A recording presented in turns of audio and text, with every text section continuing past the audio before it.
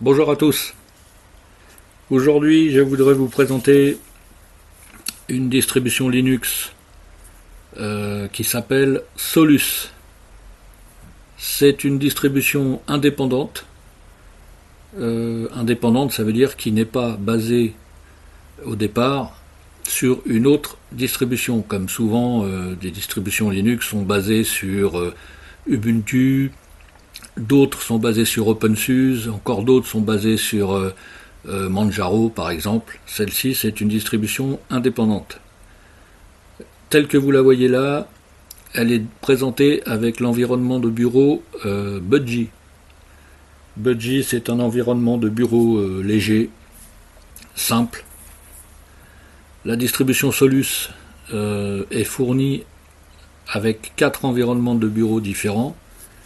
Donc si vous voulez installer un autre environnement de bureau, il faudra télécharger le fichier ISO correspondant à l'environnement de bureau que vous souhaitez. Donc là nous sommes dans l'environnement Budgie. Nous avons comme d'habitude le menu ici avec ses catégories. Disque, fil roller. Alors, ça, calculatrice, capture d'écran, disque, c'est l'utilitaire disque.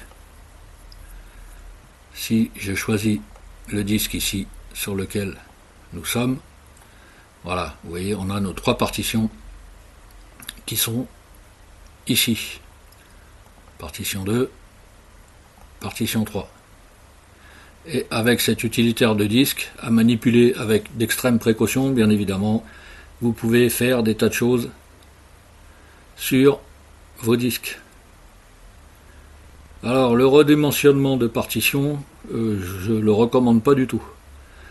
Il vaut mieux refaire une installation plutôt que, si on n'a plus assez de place, il vaut mieux refaire une installation plutôt que de redimensionner les partitions. Alors peut-être qu'aujourd'hui ça fonctionne bien, mais par le passé, je peux vous garantir que j'ai déjà testé et ça m'avait tout planté. Vous voyez ? Bon, bref.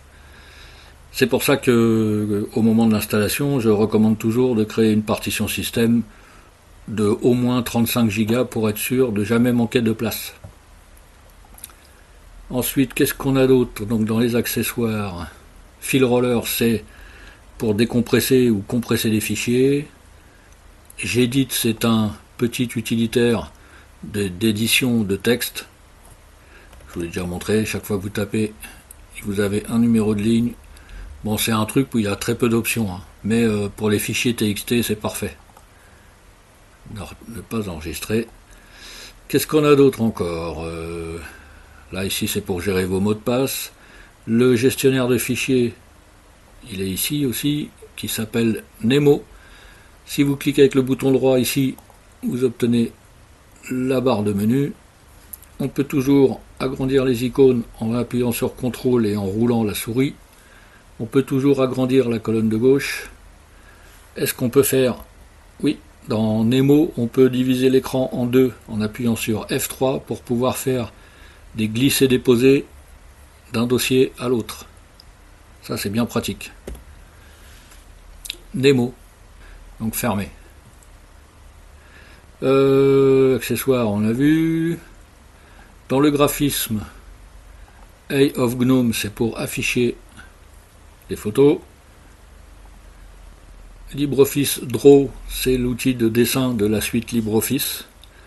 Dans Internet, nous avons Firefox et Thunderbird. Firefox pour naviguer sur Internet, Thunderbird pour aller chercher ses courriers. En bureautique, nous avons la suite bureautique LibreOffice. C'est bien souvent la suite LibreOffice qui est installée dans de très nombreuses distributions Linux. Dans son et vidéo, nous avons un lecteur de musique et un lecteur de vidéo. Dans les outils système, nous avons différentes choses. Ici, le gestionnaire de partition à manipuler avec d'extrêmes précautions, c'est la même chose. Puisque c'est un outil qui permet de travailler sur les disques durs, de modifier les partitions, de créer, d'effacer, de créer des nouvelles tables de partition, donc à manipuler avec précaution. Si vous ne savez pas ce que vous faites, n'y touchez pas.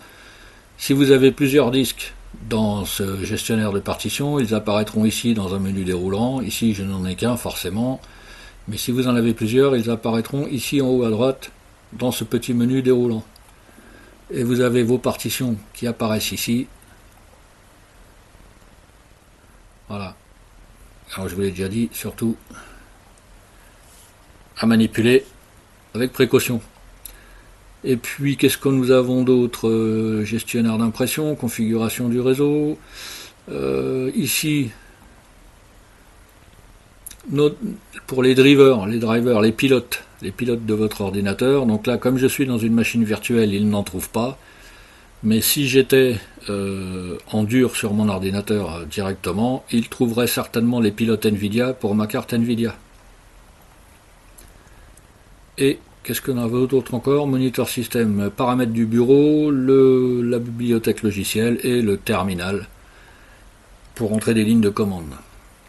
Donc Software Center, donc la bibliothèque logicielle, toujours classée par catégorie. S'il y a des mises à jour, elles apparaîtront ici.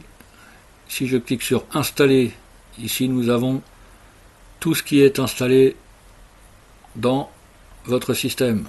Et donc, vous pouvez sélectionner quelque chose et le désinstaller. Alors là, c'est grisé, puisque c'est un logiciel système, donc on ne peut pas l'enlever. Si je reviens en arrière, si par exemple je veux désinstaller Celluloid, ici vous voyez le lecteur vidéo, je peux parfaitement le désinstaller. Et si je clique sur désinstaller, on me demandera mon mot de passe.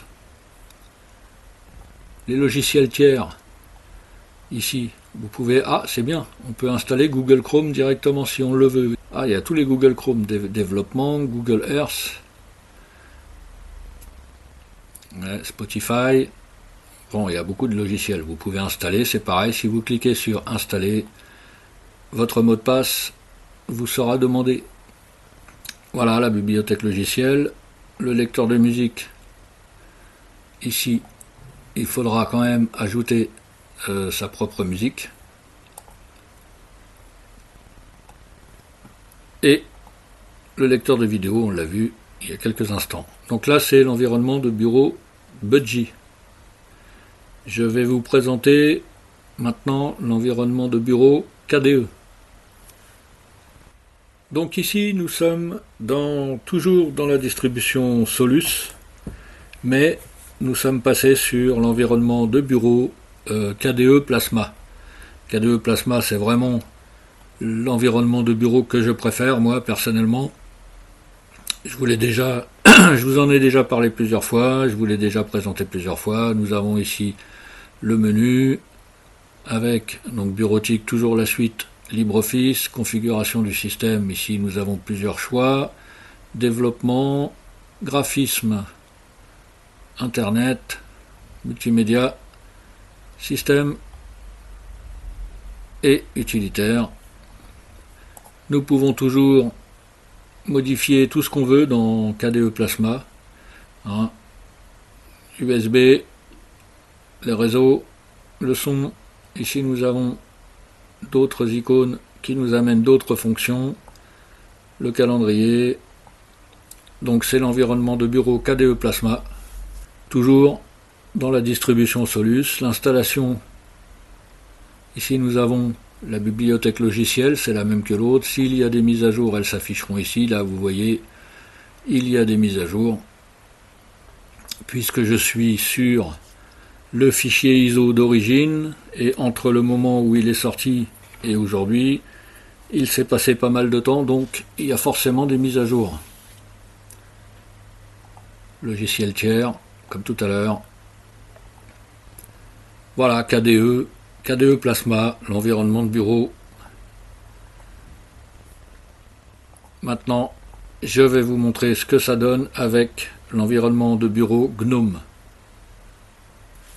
Alors nous voilà ici dans l'environnement de bureau GNOME. C'est vraiment l'environnement de bureau que j'aime pas du tout. Je sais pas pourquoi ils ont fait ce genre de choses, enfin toujours est-il que bon voilà, y a des gens qui aiment bien.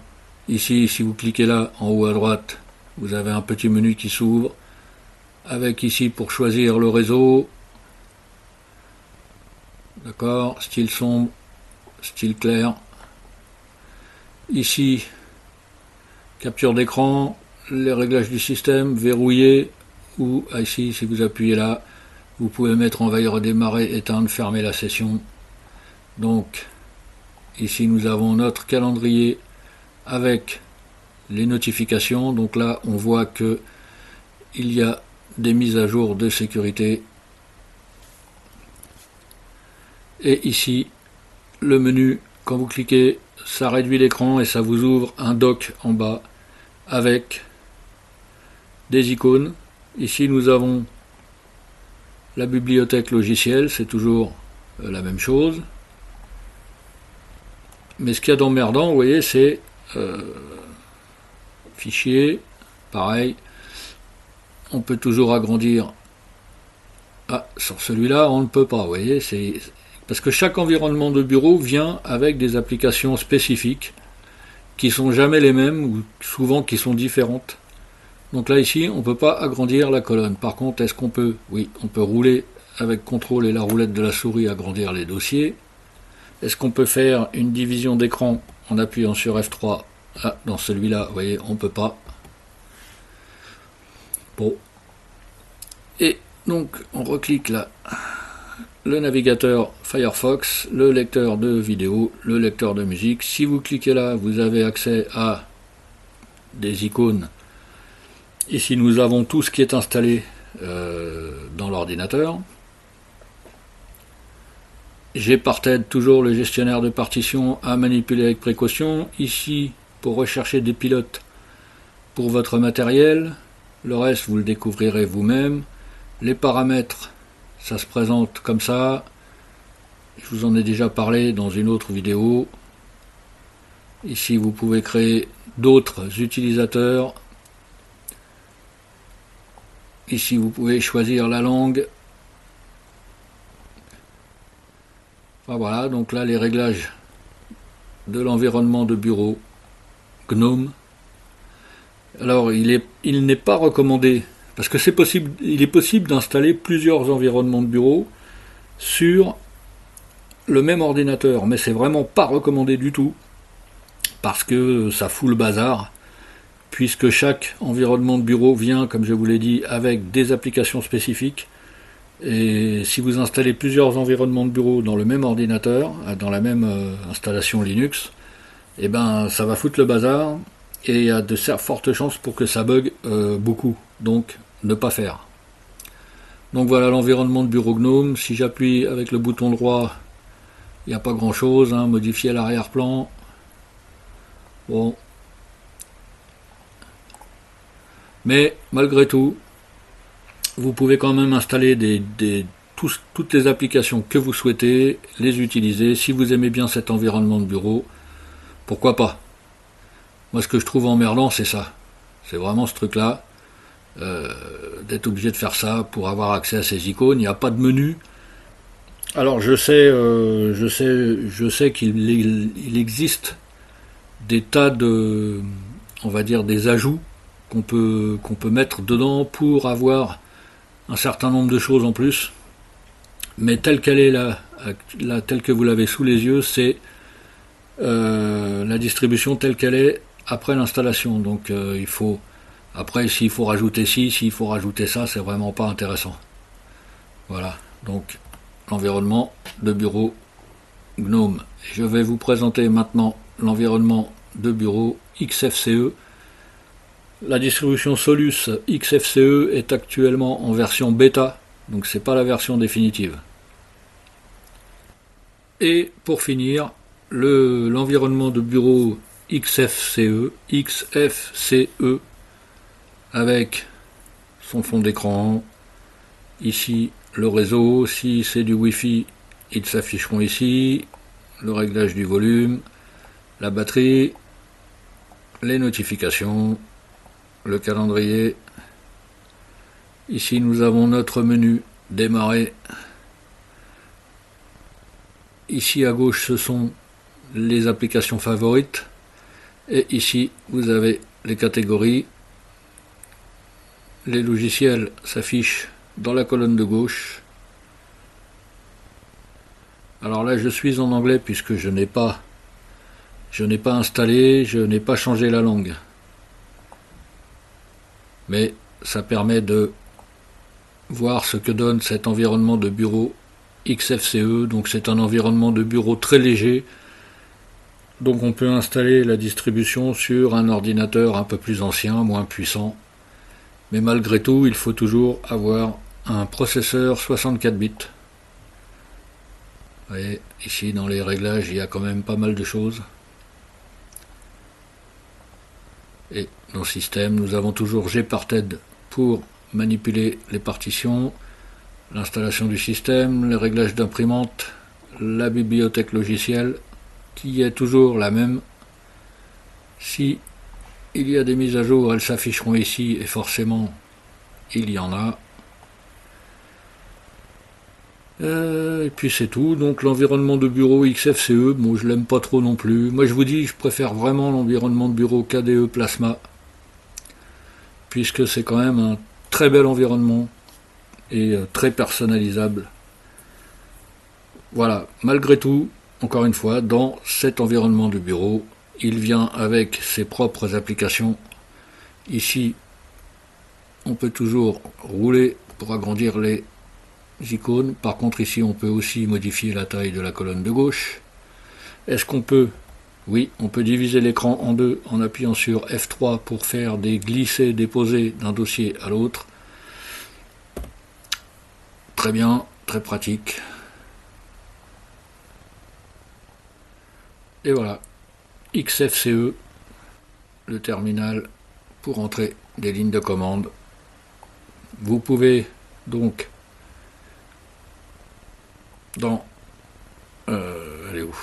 la bibliothèque logicielle, vous pouvez installer quand même les logiciels dont vous avez besoin et tous ceux dont vous n'avez pas besoin.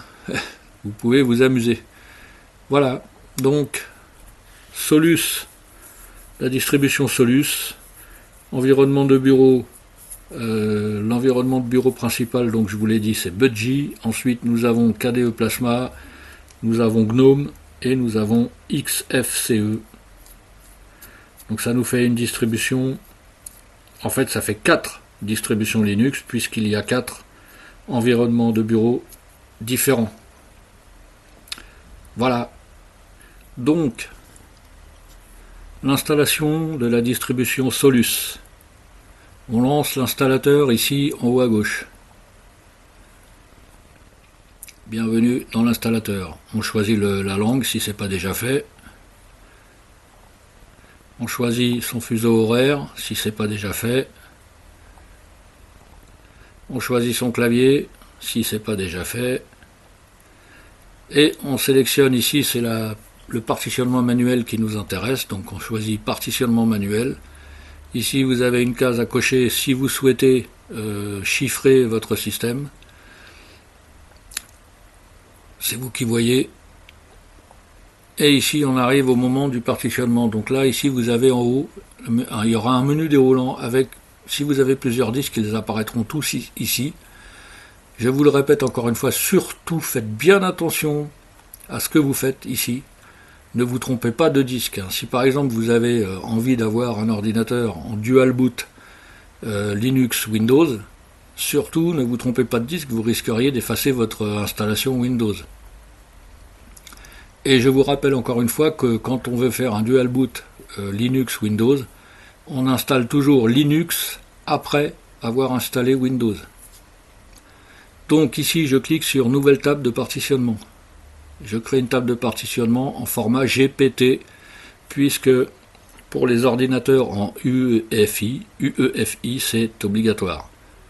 Si votre ordinateur n'est pas UEFI et qu'il est ancien, vous pouvez parfaitement créer une table de partition MBR, Master Boot Record, et table de partition anciennement MS-DOS. Donc là je fais une table de partition GPT. Je sélectionne l'espace libre et je fais créer une première partition. Alors, Solus, je ne sais pas pourquoi chez Solus ils ont décidé que la partition boot devait faire 1024 mégas, mais on va suivre leur recommandation, 1024 mégas en FAT32 avec point de montage boot. Et là, bizarrement, on n'a pas besoin de rajouter EFI. L'étiquette, on s'en fout, on n'en met pas, et on coche la case boot. Et on fait OK. Si vous n'avez pas beaucoup de mémoire vive, la RAM, il faut créer un fichier swap. Le fichier swap va être utilisé par votre ordinateur comme de la mémoire. Si vous avez 4 Go de mémoire par exemple, et que l'ordinateur a besoin de 6 Go, il utilisera 2 Go du fichier swap comme de la mémoire. Il est toujours recommandé de faire au minimum un fichier swap de la même quantité de mémoire dont est équipé votre ordinateur, c'est-à-dire que si vous avez 4 Go de mémoire, vous créez un fichier swap de 4 Go. Puisque au cas où, si vous mettez votre ordinateur en veille prolongée, quand vous mettez ça, quand l'ordinateur passe en veille prolongée, la mémoire vive de l'ordinateur se décharge dans la partition swap. Et donc forcément, si vous avez 4 Go de mémoire utilisée et que votre fichier swap ne fait que 2 Go, ça ne pourra pas fonctionner. C'est pour ça qu'il est recommandé d'avoir toujours un fichier swap de la même taille que la mémoire vive de l'ordinateur. Et on peut même dire carrément qu'il n'est pas, c'est pas inintéressant de rajouter 2 Go. Si vous avez 4 Go, vous faites un fichier swap de 6 Go. Si vous avez 8 Go, vous faites un fichier swap de 10 Go. Comme ça, on ne sait jamais, ça limite les problèmes. Parce que souvent, ce qui pose des problèmes sur les ordinateurs, c'est justement la mise en veille prolongée. Alors si vous n'utilisez jamais la mise en veille prolongée, si vous avez à partir de 8 Go de mémoire, ça ne sert à rien de faire un fichier swap. Par contre, si vous n'avez que 4 Go de mémoire, ouais, c'est quand même pas mal de créer un fichier swap de 4 Go. Voilà, donc pour créer ce fichier swap, c'est pas compliqué. Vous créez ici, vous prenez une calculatrice, et puis vous faites, si vous avez 4 Go de mémoire par exemple, on va en rajouter 2, donc on fait 6 fois 1024, ça fait 6144, donc vous tapez ici 6144, ici vous choisissez Linux Swap, aucun point de montage, de toute façon vous ne pourrez pas y toucher, et pas besoin de cocher quoi que ce soit ici, et vous faites OK. Voilà, la création du fichier swap, de la partition swap, c'est tout simple. Bon, moi je ne le fais pas ici. Donc la deuxième partition, ce sera la partition système. Donc j'ai déjà fait 35 840 mégas, ça fait pile 35 gigas. Je conserve le système de fichiers ext4, le point de montage slash, et je l'appelle root. Root, c'est ce sera la partition système. Et je fais OK. Ici, je crée une dernière partition avec l'espace libre. La taille restante disponible sur le disque, toujours en ext4, avec le point de montage home, et je vais l'appeler home, ou maison, tiens, on va l'appeler maison. Et voilà. Et là, j'ai mes 3 partitions. Partition de démarrage, partition système et partition maison. Là où c'est intéressant, si vous utilisez le partitionnement automatique au moment de l'installation, le système ne créera qu'une seule partition. Il ne créera que la partition root / dans laquelle il y aura le système et les fichiers utilisateurs. C'est pas très très grave, mais en cas de problème, si jamais votre ordinateur ne fonctionne plus, bah vous perdez tous vos fichiers. Si vous devez refaire une installation, vous allez perdre tous vos fichiers. Si vous n'avez pas pensé à faire une sauvegarde avant, c'est mort. Donc, si vous séparez la partition système et la partition maison, la partition home, l'avantage c'est de pouvoir conserver tous vos fichiers et tous vos réglages. Si vous devez réinstaller, vous réutilisez ces 3 mêmes partitions en formatant uniquement la partition root, juste celle-là. Le choix vous sera proposé au moment du partitionnement, vous pourrez cocher la case formater. Donc vous formatez uniquement la partition root, et comme ça, à la fin de votre réinstallation, vous retrouverez tous vos fichiers et tous vos réglages dans votre partition home, puisque celle-là, vous ne l'aurez pas formatée. Donc je fais suivant. On crée son compte. On crée son mot de passe.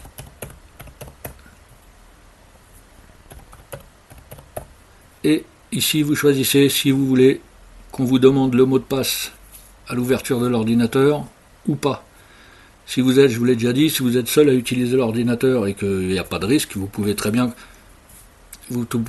cocher cette case, démarrer sans mot de passe. Par contre, lorsque vous voudrez installer des logiciels ou en désinstaller, ou faire les mises à jour, votre mot de passe sera forcément demandé, donc ne l'oubliez pas. Et si vous n'êtes pas tout seul à utiliser l'ordinateur, ne cochez pas cette case, comme ça, une fois que vous aurez créé des comptes pour chaque membre de la famille, chacun aura son propre mot de passe. Mais seul l'administrateur du compte pourra installer ou désinstaller des logiciels. Et en général, l'administrateur du compte, c'est toujours celui qui installe le système.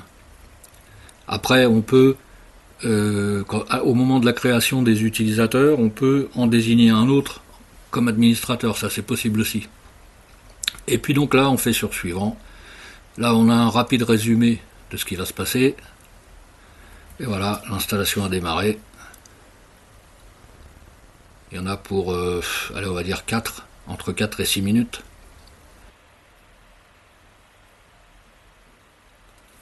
Voilà, l'installation est terminée. On clique sur terminer. Voilà pour l'installation de la distribution Solus, quel que soit son environnement de bureau. Une Solus, que ce soit KDE, GNOME, Budgie ou XFCE, s'installe de la même façon. A bientôt tout le monde.